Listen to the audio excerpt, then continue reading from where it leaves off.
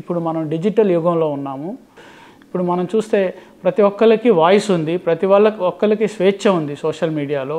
అది ట్విట్టర్ కానీ, ఫేస్బుక్ కానీ, ఇన్స్టాగ్రామ్ కానీ ప్రజలకి తమ భావ వ్యక్తీకరణ కోసం స్వేచ్ఛ ఉంది. ఆ స్వేచ్ఛ కల్పించింది సోషల్ మీడియా. అయితే ఇక్కడ ఒకటి సోషల్ మాధ్యమాల్లో వచ్చిన ప్రాబ్లం ఏంటంటే everybody is an author, there is no editor, there is no gatekeeping. ఎవరికి వాడే ఆథరు, వాడే ఎడిటరు. సో ఇష్టం వచ్చింది మాట్లాడచ్చు, తప్పులు మాట్లాడచ్చు. తనకు వచ్చిన ఇండియాకి 1947లో స్వాతంత్రం రాలేదని చెప్పొచ్చు, మహాత్మా గాంధీని తిట్టొచ్చు, ఏదైనా ఇట్లా రకరకాలుగా మాట్లాడటం జరుగుతుంది. సో సోషల్ మీడియాలో భావ వ్యక్తీకరణ ఒక పాజిటివ్ అంశం అయితే మిస్ఇన్ఫర్మేషను, తప్పుడు సమాచారం, డిజిన్ఫర్మేషను, ఫేక్ న్యూస్ వస్తున్నాయి. అంటే సోషల్ మీడియాలో ఆథర్ ఉండి ఎడిటర్ లేని పరిస్థితిని, గేట్ కీపింగ్ లేని పరిస్థితిని ఎవరు దుర్వినియోగం చేస్తున్నారు అంటే ముఖ్యంగా రాజకీయ నాయకులు, రాజకీయ పార్టీలు, కొన్ని మతపరమైన అంశాలు, లేకపోతే కులపరమైన ఐడియాలజీ ఉన్న వ్యక్తులు.